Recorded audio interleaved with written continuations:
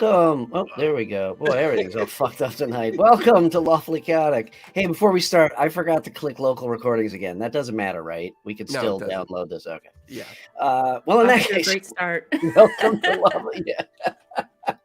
I'm going to run the countdown again. Welcome to Lawfully welcome Chaotic. to Jazz 101 FM. That's I'm it. here with you all night long, Okay, playing the stop. same song until we fall asleep with our marijuana bong. Yep. Jason is on medication for a head cold, so clearly Oh, I'm supposed to take medication? you're not. Welcome to Lawfully Chaotic, episode 39. Thank you for joining us. I am Brian Weiss of RPG&Co, and with me, as always, are my awesome co-hosts and partners in crime, Sharon Smith, Barry Bott, and Jason Hello. Baldrick, the storyteller from TTD Academy. I'm the sane one of the group, guys. That's scary. No, that should be expected. I'm okay with that. That's to be expected. Welcome. Thank you for joining us tonight or for watching later on if you are watching this VOD. Tonight, we are going to be talking about creating your campaign. But first, any announcements? The only one that I have is we will be here next week on the 8th of December. And then we are taking the rest of the month of December off to make some, go on vacation, enjoy the holidays, and make some improvements and programming headway and plans. Yes. Decking the halls all month, guys. Sharon, you got any announcements? Let's see. I guess a new update would be that I actually purchased Dragonlance to read, so I'm pretty excited about that. I've been hearing a lot of good things about Dragonlance. Shout out to Epic Jim for telling me all about it. So I'm really super excited to read more fantasy books now. So the last one I think I read was like Harry Potter and the Chamber of Secrets. So it's been a while. And Saturday's Graylands campaign at TTRPG Academy, Twitch, and YouTube channel. Check that out. And yeah, that's pretty much all the news that I have from this side of the web. I launched 3 new campaigns this week. A new Tuesday night campaign, 2 Wednesday night campaigns. So busy week. It seems like every week you're launching new campaigns. Well, officially we kicked off session 1. Okay, So gotcha. we had done session 0, did all the prep, and then we're officially, kicking them off. Okay, All 3 cool. of these, including 2 others, may actually be on Twitch. Cool. I'll have a final roster of all the new games that we'll be streaming within the next week or so. Awesome. So, yeah, I'm pretty excited about that, to share all the fun stuff. Tonight's subject is definitely a matter I hold very dear, considering what I've been doing all November. Indeed. Also, I have two other announcements. I just realized I forgot to update your logo on the Lawfully Chaotic overlays. Motherfucker. We just finished some TTRPG Academy logos. You should be seeing those on the stream soon on Jason's games, and I'll post that Sooner rather than later. and I'll update that. And I forgot, there was one bit of news. I'm not sure if everybody saw today or not. Yeah, it dropped. The new D&D 1 dropped. Yes. Oh, man. Yep, all about clerics, life domain subclasses, and the biggest piece of news from this is that what the hell is that? There are no races anymore. There are species. Sounds like they're condensing. No, really, I think they just changed the vernacular. And yeah, that could be, we could have a whole show about that. But let's stick to our topic tonight. But, They changed it to spices. yeah, they did. Now you have to choose a spice. Yes. All right. I'm gonna go I'm with going to oregano. be yeah, I'm gonna be a tarragon life cleric. I want to be a turmeric moon cleric. So anyway, but in case you weren't aware, the third drop of Unearthed Arcana D&D, I'm sorry, 1 D&D rules. Yeah, are out. careful, Brian. Still a stupid name. I'm not saying anything. Okay, so anyway, Sharon, why don't you lead off this adventure? Hello, everyone. Welcome to another episode of Lawfully Chaotic. Tonight's discussion is going to be about creating a campaign, your very own campaign, whether it's you're brand new to DMing or you've just been around the block a couple of times over the years. Tonight, we're going to be discussing on how to create it from the ground up and to make a grand finale for all your players. So it's going to be broken up into 3 different acts. Ooh. So to kick us off, we are gonna jump right in. So guys, over the years, how many campaigns have you created? And also, what are some campaigns? What are some? Are there good campaigns or are there bad campaigns that you've written or have been a part of yourself? Brian? Oh, please, Brian. Yes. I see that wicked smile. No, there's no That wickedness. curl. No, I'm smiling because yeah, I've written some pretty shitty campaigns way back in the day. I would say, to be honest, like Oh my God, that means you've been lying to us all this time? I have been, yeah. Everything that I've said up until now on the show has been a lie. So Yeah, isn't part of DMing just playing it off? and lying, yeah. No, I think I've probably only written, including the one that I'm writing now, 3 like long-term coherent campaigns over the course of my D&D career. It's been a lot of start stops. It's been a lot of like adventures and piecemeal type stories, but I'm really excited about the one that I'm writing now, which I've mentioned. I've got a couple of and I'll go deeper when we start talking about how to structure it. But I've got a couple of groups running through it that are actually helping inform my writing of the campaign kind of as it goes. I'm like one step ahead of them. And I really like where especially one group is going and how they are playing through it. So it's helping me develop this campaign and actually write it. And my plan with this one is to actually fully write it out and publish it.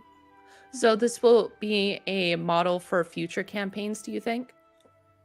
In terms of how I write it, or? Yes, because it seems like you're going from a collaborative standpoint with your players, building the game as you go along rather than having the structure to begin with. That remains to be seen. I think Okay. a lot of that in this instance, I have to attribute a lot of it to how fantastic this group is. They all know each other. They all went to college together years ago. They're my age, ish. There. Brother. But they're really fun to play with, and they're really thoughtful on how they play, and they're really great role players. 2 sessions ago we had 3 hours of combat, just took a long time, and Monday night we had 3 hours of, I think 3 people rolled dice for skill checks at one point, so it was 3 hours of role playing, and they fully enjoy both. So anyway, to answer a simple question with a really long answer, I would have to see how it plays out with this one and how, what kind of groups I would have in the future, on whether or not I would do it the same way. Okay. And Jason, what campaigns have you written that were either good or bad? I'm very self-deprecating for sure. I used to write very detailed and very granular. Hmm. And then I learned that was a complete, utter waste of fucking time. And I became a canvas. And I said, you know what? The players are the painters. I'm the canvas. I just present a landscape and I let them just frolic in it. Hmm. And ever since then, I've played well over 100 campaigns. I've met well over 200, 300, 400 people, over the course of my lifetime of playing.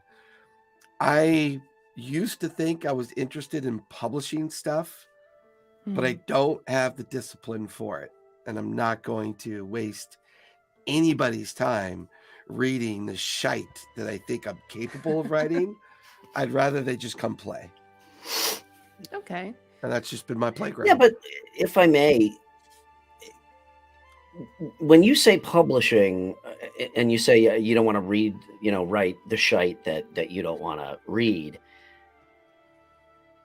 are you talking about like writing it out in full form, and publishing it that way? Or are you talking about finding someone to help publish it? Here's the idea, here's the plot, now let's fill it in. So is it like building a module, do you think, from that aspect? Like you have a great story and a great background and structure for it and you want to publish it, but you don't see I'm just not interested in sharing it with people. Oh, okay. That's kind of what I was asking. It's mine. Yeah, I mean, to a certain degree, because I don't know how to share it, because I don't really claim it as mine. It's like you could build a city, you could build some interesting NPCs, and you could build some interesting plot points. Mm-hmm. It's the table that builds the story. And every time you have a new table, to me, it's just a new story. So it's like, I have a hard time taking these individual canvases that are mostly written by the variety of players at the table and claiming them as my own, because I don't feel like I do enough to really deserve that. Wow, you really are self-deprecating. When it comes to that, yeah, absolutely. I thought I was bad. Holy shit. So the reason why I opened up this question to y'all is because part of writing a campaign is basically balancing the good and the bad. And I wanted to figure out from your guys' perspective on what can constitute as a good campaign to write, like structurally, and what can be considered as a bad campaign to write. And, to have some pointers for maybe those new DMs out there. You're not, when you say good and bad, you're not talking about good and evil as in terms of alignment. You're talking about not alignment. Good story and we're not going to talk about alignment. Okay, I just wanted to clarify. So I'm curious what you guys have as like a rule set for writing a campaign. There are certain methods where when you start to outline a campaign, you build the introduction and you build like a subplot and a mid-plot and then the conclusion. And there's multiple methods to use it. There's the 1-2-1 method where you do the introduction and there's 2 mid-plot points. So there's like the big boss battle and then the sub-boss battle. And then you have the resounding conclusion, whether it's a happy ending or a bad ending. And then there's the 1-2-2 method, which is the introduction and 2 mid-plot points and then 2 finales, which I thought was really interesting because that feels like a longer and more stretched out campaign. So I'm really curious how you guys structure your campaigns. Like, what do you do first to introduce your players to your world, and how do you set the pace for that? Well, it's interesting because I did that 3 times this week. Right? It's really it's an interesting. This should be fresh. Yeah, it is fresh in my mind. And that was before lunch on Monday. Well, and it was to me the only time I'm a little bit railroady is the first session, because you've got to figure out a way to create that starting point, but do it in such an organic way they don't feel like they're being purposely shoved. Right. And sometimes they know each other, sometimes they don't. My favorite way to do it is I start by setting the stage. The stage of the world, the stage of the continent, the stage of where they are, right? I like to set that stage. And then one by one, like actors or actresses, I pull them up onto the stage as I narrate out their involvement as they ascend the stage. Right. And then as soon as the stage is set, they're there, they're interacting with each other. Session 1 is done. Everything else from there on is open world. They're making the choices, it's organic, and they're moving through it. Now, I've frameworked multiple plot points. I've broken down their backstories. I've created lots of in-depth levels of plot, subplot, and the one thing I did unique with these 3 this time around, I don't have a finale. They're writing the arc as they move. Huh. The So you guys, choices they're going to make as they move through the open world is going to create the arc. It's going to create subplots. It's going to create points of interest. When they treat someone like shit, they've created a point of interest. When they've ripped somebody off or made someone happy, they've created a subplot. If they've decided to ignore the big bad guy up in the fortress, well, he's still going to build his army. He's still digging for that relic. He's still moving along, doing what he's going to do. I mean, that's basically what I'm doing. yeah. It's. I think we're both. Well, you do a approaching lot it- more writing than I do.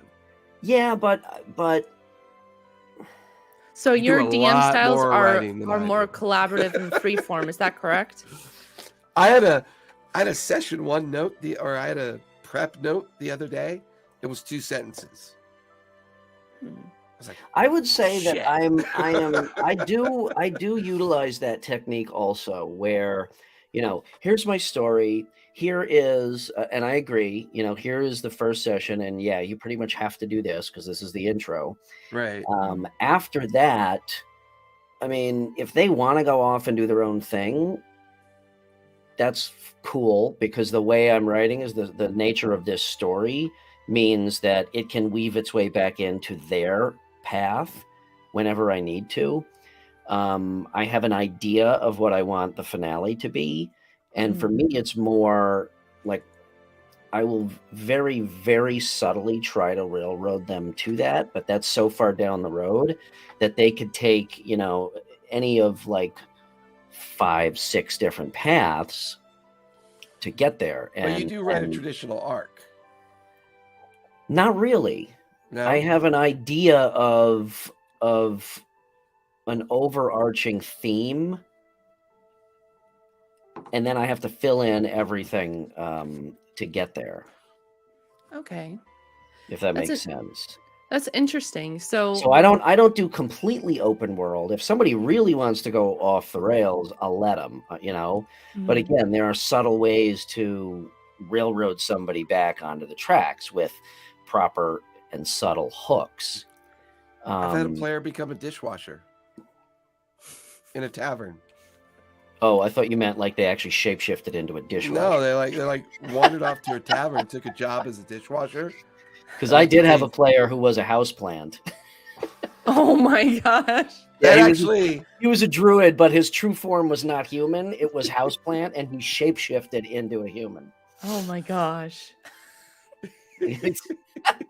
Thanks, Vince. You got it. well, and so that's on that note of the maybe not creating a traditional arc or subplot. I like to throw a lot of flavor out in the world. So 2 of the campaigns are wild magic for any arcane spell that's used.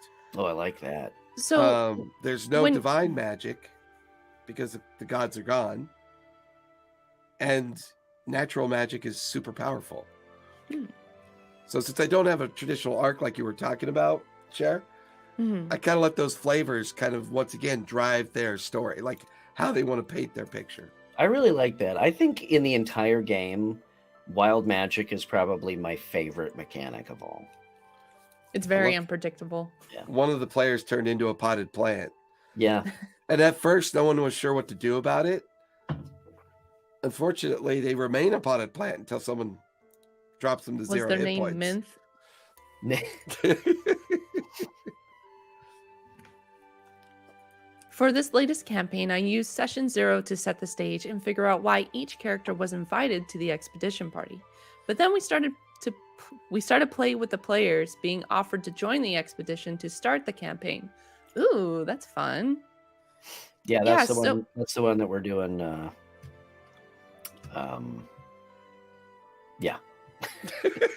Yeah, so I'm curious, how do you set the theme for your campaign, and how early do you reveal the plot to your players? I'll let Brian do that one. Thanks, Gary. Yeah. It's the one. Yeah. What was the question?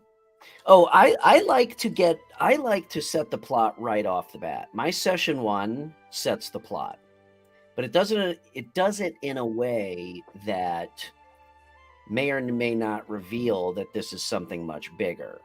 Okay, It depends on how the characters approach it. Okay, but I like the slow build. I like to get it out there right away in a way that's not like, oh, you've just been attacked by, a horde of demons and they're going to overrun the world and that is your mission. It's here's what's going on. And it does kind of leave it open that they could say, well, we want to do this, but I think, and it's tough to do, but I provide enough hooks that hopefully they make a decision that leads them down the path that follows that storyline. But I like to get the theme and the plot out usually like right away in the first few sessions, even if they don't know that it's happening. Interesting. Even one of our chatters, Lynette, said, "Oops, sorry." The comment appeared to disappear. Yeah. Lynette says, I revealed my plot up front, but mostly because it is the premise. Pioneers rediscovering a lost continent. Ooh, that's fun. I like that a lot. One of my Sunday games is based on a group called A Fool's Errand is the name of the campaign. And they're traveling to the Shattered Isles. And we're on like session 20 something. They still haven't gotten there yet. So is it important? Go ahead. Is it important to reveal the plot at the beginning, or do you think? I don't know. That's a really good question. I don't know. I guess it depends on how tight. Here's another one from Gary. Start off with the big plot mission, let them figure out how to get there eventually. I mean, I guess it depends on how tight of a storyline you have. Jason, you said that you have, and also, yeah, that's a good point too, Torch. Thank you for joining us also. It depends on the pace you're trying to set. I don't mind a slow pace in a game. Again, I like that slow build. Wait. Why is that not surprising, Vince? Somehow I don't think that was all Jason's fault. I'm just saying. But no, I think it really depends, like I said, on how tight of a story you're running. If it's more of an open type campaign, then it may not it may not be as important, Right. Yeah, which I guess is like, it's interesting that you say that, because then that just means you're just setting for how long the campaign should be, because like, as I mentioned before, the 1-2-2 method, there's the 2 separate plot endings. Like, you can actually just lead your group along, meandering about like Jason likes to do. And then it reveal the plot later on, because then you can really extend that storyline for a pretty dang long time. Hey, Andrew. Hi, Dorito. Thanks for I didn't see joining. that comment, by the way. But yeah, that's a really, like, actually running a 1 or 2 shot that has nothing to do with the campaign, just to kind of get the characters you know, familiar, how they play, what to expect. Now, Andrew, do you do that though, and then kind of say, okay, now we're starting the campaign, or do you do that and that's their level 1 and 2 or whatever, and then they get into the main story? Like a prologue? See, That would be cool. now you're get out of my mind, Brian, because one of the things I'm experimenting with 2 of these campaigns is I'm going to be experimenting heavily with time dilation. Because the Tuesday night and Wednesday night campaigns are based on Divergence, the second spark. Okay. So the year is 5 PD. So it's 5 years after Divergence and 5 years after Calamity. Yeah. Okay. And they all built these really cool, long-living characters, like lineage-wise. Or there's a chance they're going to come into magic and things that will extend their lives. So if we do a time dilation, we might say, okay, it's been 10 years. What was your character doing for 10 years? And they might write out an extensive adaptation to their backstory. And then we kick off a whole new like intercession of the campaign. So it's going to feel more like chapters, I think. Okay. This time That's around. fun. It's going to feel more like chapters. That kind of, I mean, it almost sounds like what Gary said here is a sequence of one-shots, that are linked, which is kind of an interesting way to approach it, because that gives you the opportunity to do a completely open world, but maybe there is a mix of anthology and chapters kind of story. Exactly. Yeah. And maybe there is an overarching larger story that's going on in the background that the characters may touch upon sometimes, or they might leave it alone, but it could affect the world that the characters are in. So that's kind of a really cool way to approach it too. Yeah, that kind of reminds me of Witcher in the way when you're trying to get bounties on the board or whatever, and like it could play into the story or it could not. Well, part of it. And that's a really good point, Bear. One of the things I liked about The Witcher was the backwards and forwards way that the story was told. You had multiple times being used to tell a story, and it really had you thinking about the detail and who the relationships were, and to a certain degree it made sense, because with child actors it's always tricky having a 2, 3, 4 year long show sometimes, so it kind of makes sense. I do remember that, Gary. Oh, I love Top Secret. That was an amazing. Yeah, that was awesome. And that was to the earlier comment, Top Secret and Gangbusters were a great way to run 2 or 3 session one shots, like little compact chapters. And then suddenly you get to like chapter 25 and you're taking on Al Capone, or you're taking on a member of the KGB or something like that. So I do remember those days that we were kind of experimenting with different ways of doing that. Yeah. So now that we have introduced the characters and we're starting to get them more involved into the world and it's deeper into the campaign now, how do you develop a plot hook to where, there's a turning point in the campaign? How do you guide your players along to follow that storyline? That's a tough one, because you can never really anticipate like what your players are gonna oh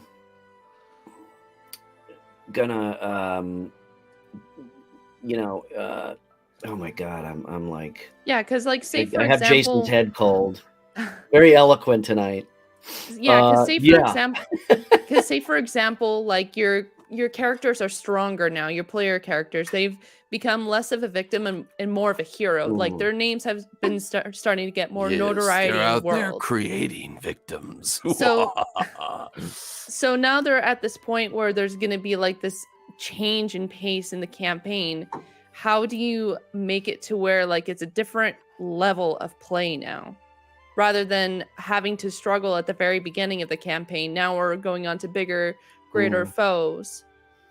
I think you got to give them a hook that means something to their characters beyond just, there's 10,000 gold in it if you go, slay this evil mage. And that's I think the tough part is keeping those hooks coming that give the players an impetus to say, yeah, we actually want to be involved in this storyline, and not just hop on a ship and go to the other side of the world and just fuck around. You know what I'm saying? So would you have to create a personal sense of involvement for each of the player characters in order for them to no, I don't think so. I think either if once you get a feel for them, yeah, exactly. Character backstory, I don't think you need to make it, adherent to everybody's backstory, but I think that with a party of 5 or 6 people, 1 or 2 of those backstories have to be able to be fit into your storyline as hooks. So that's a really good point, Andrew. And then also,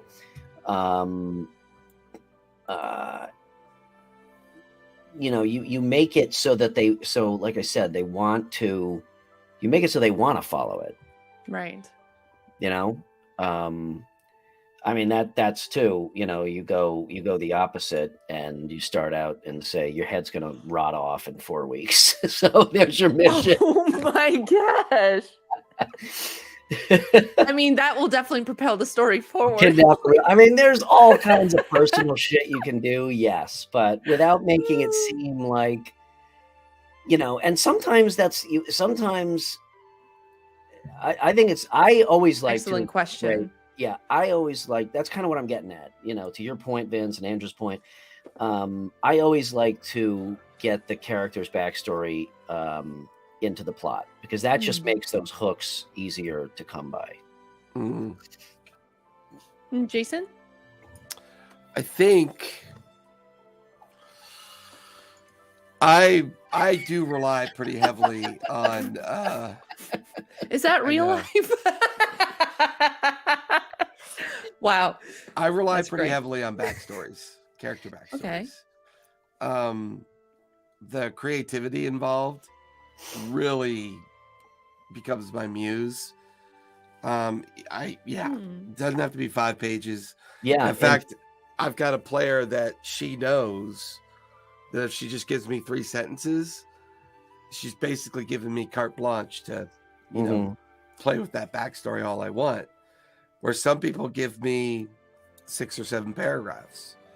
But using that as a hook, sometimes the simpler the hook, the more effective it is. Interesting. Yeah, it can be. Like at the beginning of all 3 sessions this week, 3 backstories are in play already. But not to the point where it's going to over-evolve or hyper-evolve, because they become very usable hooks. Right. So how do you balance your plot that you've already written with the character backstories? How do you do it without it being oversaturated? In an on open either world, side? it evolves with me. They blend. Somehow they just blend. That's when we used to talk about the skills to be a DM, that's where the adaptation and improv kicks in. Torch says, Yep, sorry. Dude, that time was Brian's fault, not mine. as a player, I love when my backstory intersects with the campaign. Makes everything feel more real. Yeah. Absolutely. And then and again, there's that impetus to go follow those hooks instead of just saying, "Yeah, we'll go." Well, a really good example is in the Grain Lands. We're about to pursue for Jet's backstory. She's going home to the temple for the first time in a long time. She's discovered some kind of spooky information about the librarian of the temple. She's been under the impression that the Truth Seekers are this big, happy-go-lucky, always doing good kind of thing. And one of my favorite things about playing with the Cobalt Soul, there's doing things because they have purpose, and there's doing things because you want to maintain the status quo of, the environment, so she's about to walk into the heart of her backstory, and it's going to be a shocker to everybody. Ooh. It's going to be huge. This is an Interesting. easy one here too. Make some of your NPCs Oh yeah, part of the. I mean, narrative campaign three, player characters for the win. campaign 3 of Critical Role. That's what Matt Mercer did with Yeah, Bertram Bell. yeah. So that that just brought him into the story right there. So Well, and I liked to your earlier point, Bear, when you talk about finales, because it just suddenly reminded me. A lot of people didn't like the way second season ended. It felt like there were no heroes, there was no parade, there was no I big honestly liked it. trip. Well, I liked the idea of the story because it reminds me, and I think it should remind anyone in the campaign, sometimes you're the only witness to your heroic journey. Hence You may come to an end of a finale and you're like, it feels good, but no one else is ever going to know what I just did. hence the term unsung heroes. Yeah. Very true. then you have a whole nother campaign to go find a bard to write a song about your heroic journeys. Just don't hire Scanlon. He's an idiot.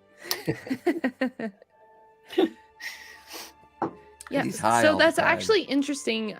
You guys brought up good points. It just actually made me think, like, plot hooks don't even necessarily have to be events. They could be NPCs in the world that can hook people in. It could be an object. Yeah. It doesn't have to be like, oh, a meteor came and just squashed a whole village. Now you gotta, it could be just a person just trying to give you like a back alley deal, and then you come up short-ended or something. It's interesting. I mean, I don't, it's not easy, and I certainly don't want this to sound like I'm, toot my own horn and saying that I'm some kind of magical, writer, because I'm not. But I don't know. I've just learned to kind of adjust on the fly. You have an arsenal of small little tricks like we're talking about. It could be an event, it could be an object, it could be a person, it could be anything. And you just I mean, so here's a good example. So on Ooh, Vince says mine was a ghost ship. There you go. That's so cool. Very true. So on Monday, to get to move, so my party was traveling from Baldur's Gate to Waterdeep. Okay. And I figured as part of the way to continue the main plot point that they would go overland. And they're like, well, we want to cut the time in third and take a ship. And in my head, as I'm like, okay, so you go down to the docks, and in my head, I'm like, fuck, well, there goes tonight's entire encounter. So as they're on the ship, though, and as we're role-playing and playing this, I'm like, okay, I can make an adjustment and still get where I need to go, and allow them to make their own decision without making it obvious and saying like, well, all the ships sunk and the weather's bad and the whatever, and you have to take the overland route. So really, it's just, it kind of comes back to improv and just, again, being able to adjust on the fly and thinking about it like, not thinking about it like, this is my rigid story that I wrote and we're now on chapter 3 and you got to do this. No, it's, here's the intro, here's the first 1 to 3 sessions where, you're going to do this because I just dumped you into this. And here's our goal.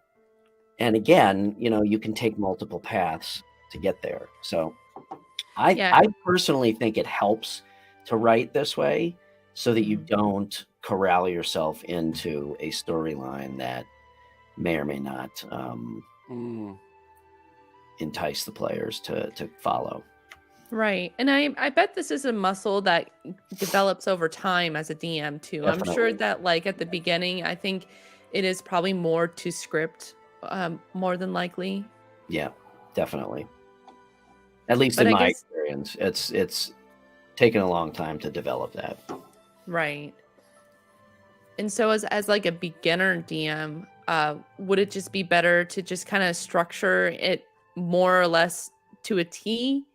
And then, as you get more comfortable, you start to add more what ifs to the storyline? Yeah, I think you could totally do that. I noticed, and I've mentioned this before in the past, I noticed in the Horde of the Dragon Queen campaign that our party took a 4-session detour that had nothing to do with the published module that actually led to more than half of my story arc that I'm currently writing, and also added in to that published campaign as kind of a parallel. What? Yeah, so that's another thing so is cool. find a campaign and find those spots in the campaign where you can give the players a little bit of free reign without wrecking your timeline or your storyline.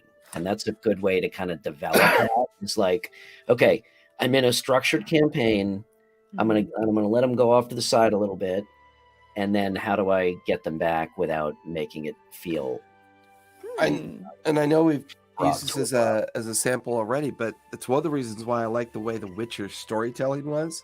Yeah. Because in between the travels, it was like, rescuing a soul or destroying a monster or saving a dragon, or there were all these little interludes. But while they were having the interludes, the main plot was being played out by the characters a little bit. Yeah. Was he going to sleep with her? Were they going to fall in love? Which character was dying while trying to save a dragon? And in the background, the great army marching northward, to take over the world. It's like, to me, that feels more immersive. That word that we're chasing, immersive, right? We're always chasing that, because the more immersive we can make people feel, the more they're going to help. They're going to be more involved. Yeah. I've got so many players that doodle and do sketches, and they describe something they want to do or look like, or they want to make a piece of armor or make a weapon, or they want to do this and they want to do that. To me, that's the immersion factor that draws them in. Ogren says you can also guide the direction by adding tasks that need to be done before the others. Yeah, it's true. It helps. It does help from time to time. Like the group needs a charter to be allowed to explore the ruins.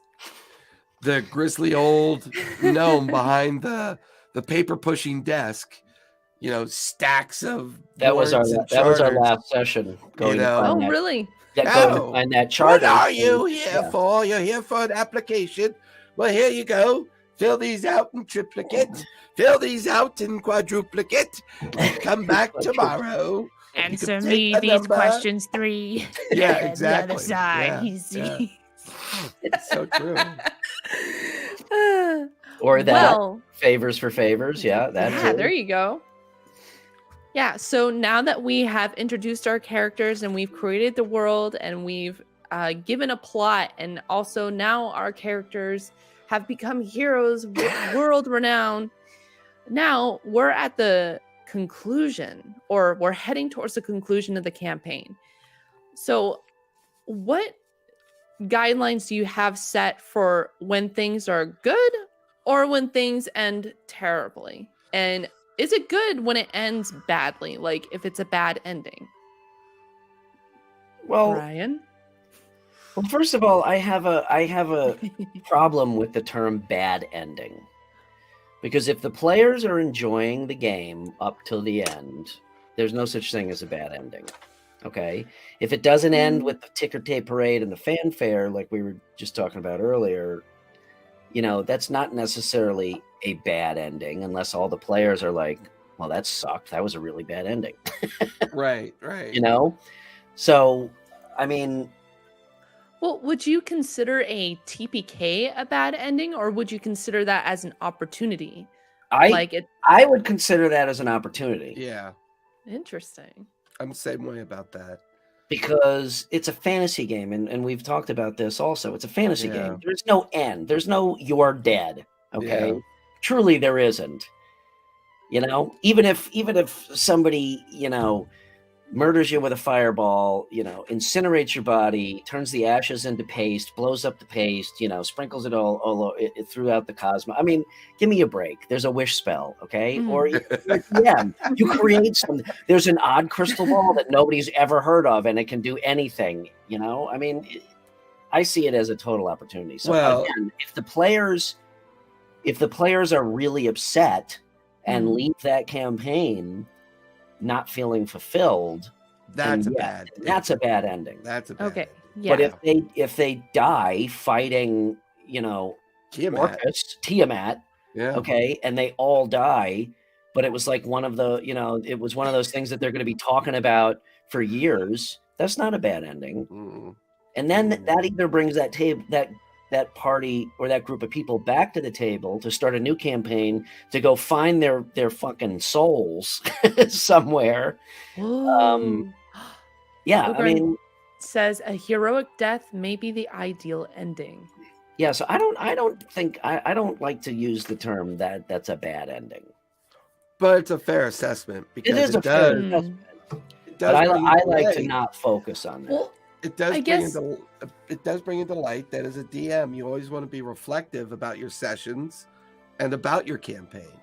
Mm-hmm. If you want to improve and do better every single time, you want to continue to get better and continue to improve, you're going to want to know, how's everybody feeling about the campaign? How are we doing? But I think to get ready for a finale, as you feel the campaign age and things are happening and they're hitting their stride and the intrigue is playing out,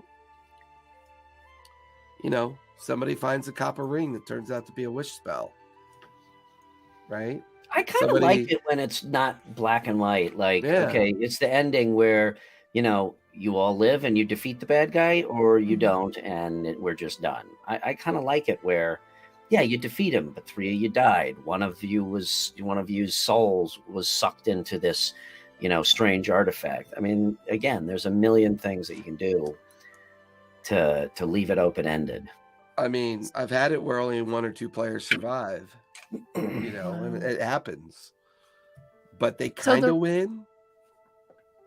I make my players fill out a top bottom 3 things about the session every week. That's actually an extremely good idea. Yeah, I think that's a great nice, idea. Dorito. I do that verbally. I don't do it I stop at the end of the session and we take 5 minutes to talk about it. And I say, okay, how do we do? What are you thinking? Anything I can work on? Every 10th session of my games, we all do a 360 review and we have a stand up and although, to that point. No, all kidding aside, Andrew, that is a fantastic fucking idea. Another good thing to do from time to time with your campaigns is take an extra half hour or hour and review everybody's character sheet. Make sure they're doing everything right. Make sure their hit points are accurate. Make sure they're using spells. Make sure they're doing things that they haven't forgotten about, and use that as an opportunity just to shoot the shit. And just catch a quick pulse, a quick vibe of how it's going. Because I'll help you get to the finale. Yes. So basically, for the conclusion of campaigns, there's always a silver lining, regardless if on the perspective of how the ending should be. So I'm curious, what was your guys's, and chat, feel free to jump in. I'd love to hear your thoughts on this. What is your most memorable finale to any campaign? Like whether you've been a part of it as a player or as a DM, what finale stands out to you? What made it stand out? I'm going to blow your mind right now. My answer is really short. I've never actually finished a campaign, either as a DM or a player. Ladies and gentlemen, we apologize for this farce that we've introduced you to. We will try to do better next time. My apologies. Oh, this is, there you go, right there. DM rage quitting and ghosting all of us. Wow. So that's a bad ending, I think. Oh yeah, that's a bad ending. Yeah, when we were kids, we would just get bored of the story, or the DM would get bored of DMing and we'd switch, and we did a lot of, just like when we got bored, instead of forcing ourselves to finish it, we would just stop and either play another game or start another one. Oh man. In fact, not Gary's campaign, but Jeff's campaign, who's like not here that. tonight, he's also running us through one, and I'm level 19, so that is the highest level character that I've ever had. I've never actually had a level 20 character Oh, up until wait. this campaign. Pull back up Linolette's comment. Yeah, wasn't that great? I love that. Linolette says, our characters were removed from reality for having tampered with the timeline and changing history. awesome. So Loki. That's like pure Loki right there. That's awesome. Pure Loki. I love That's it. amazing. Yeah. Oh, I have okay. finished at least well over 40 campaigns As a DM or a player? DM. as a DM. Okay. My favorite was a post-apocalyptic Forgotten Realms campaign. Mhm.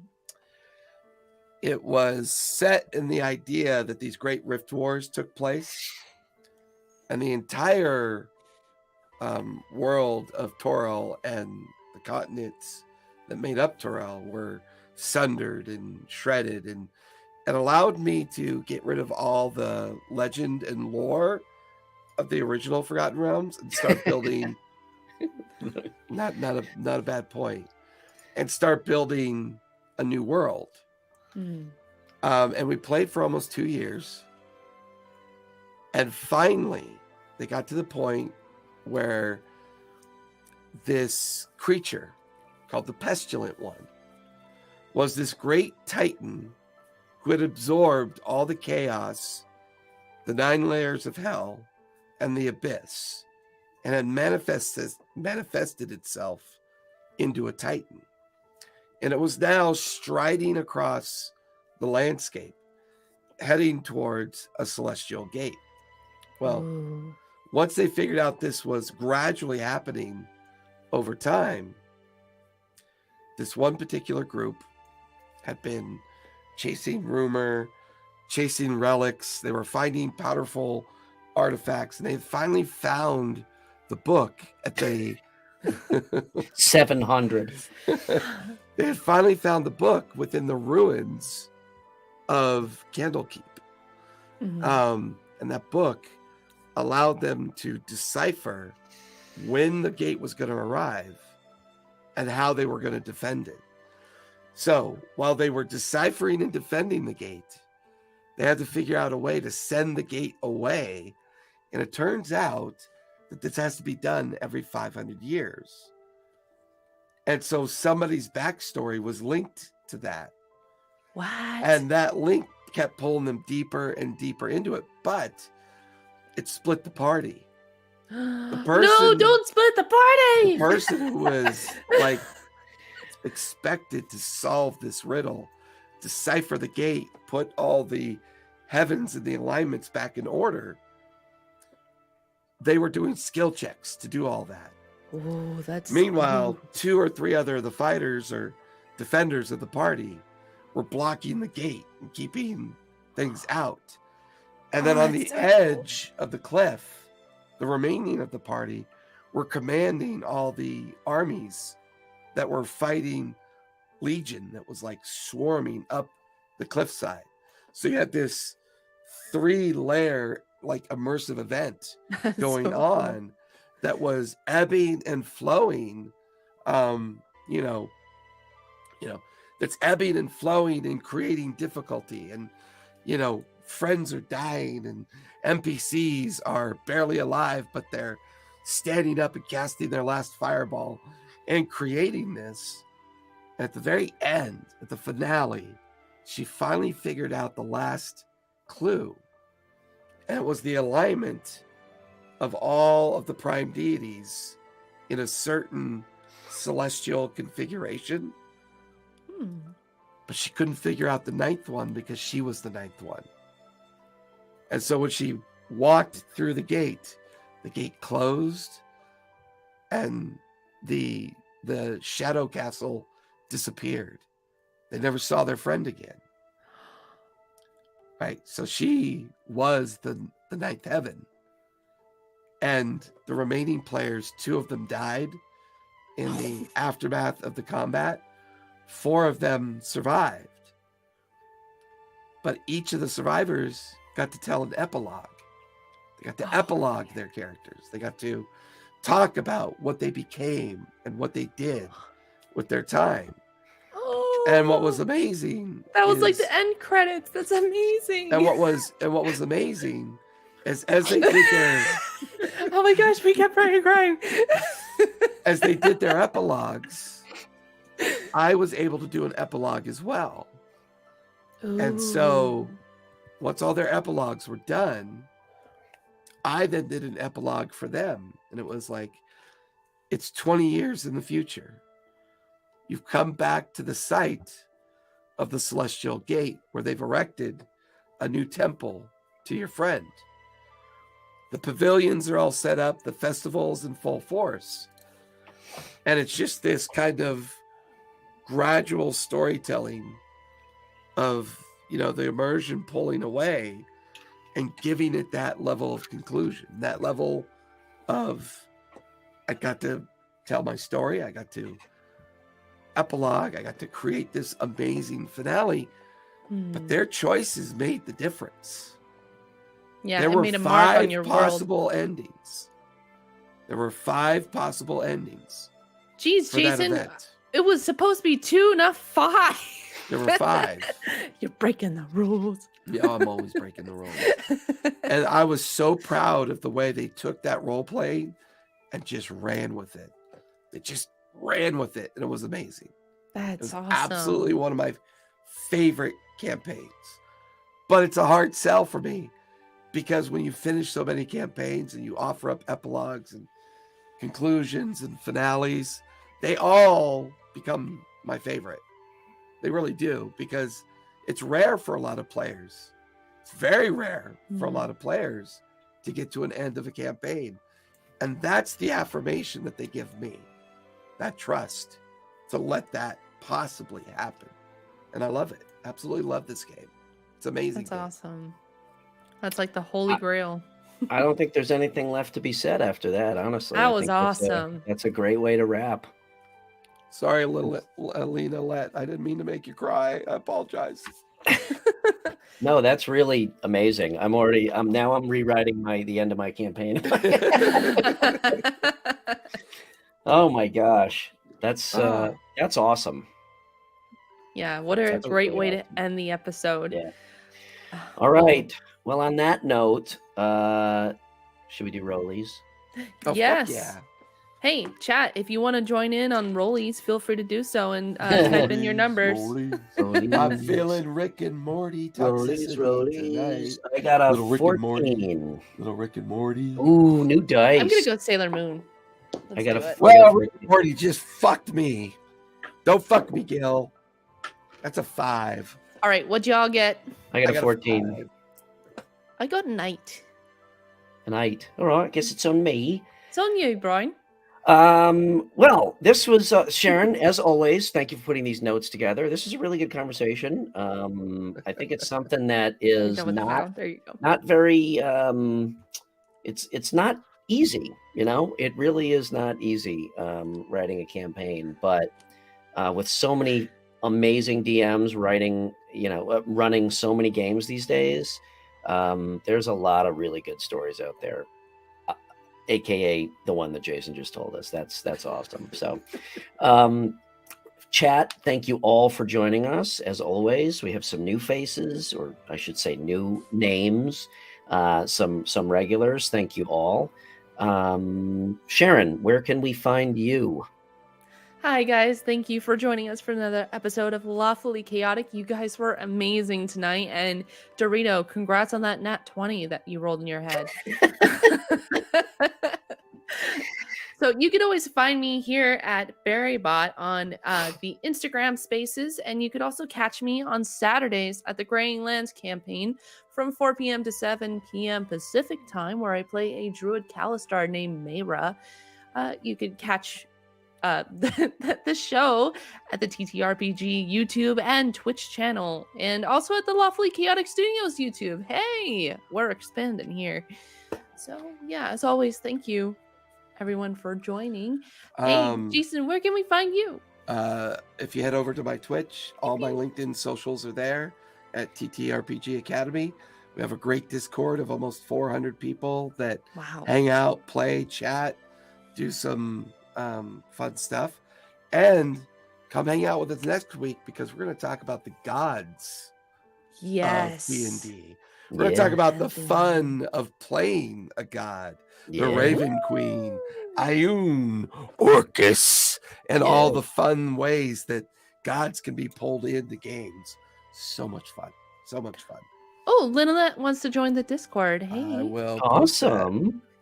So and you, as always, you can find me at RPG&Co on Instagram, or Linktree at the same, rpgandco.com. Join us next week for that discussion. After that, we're going to be taking the rest of the month off for vacation and, as holidays, said, baby, and some planning and programming, and come back strong next year. So until then, be kind and play games. Thank you. Good night, everybody. Bye, guys. Good night.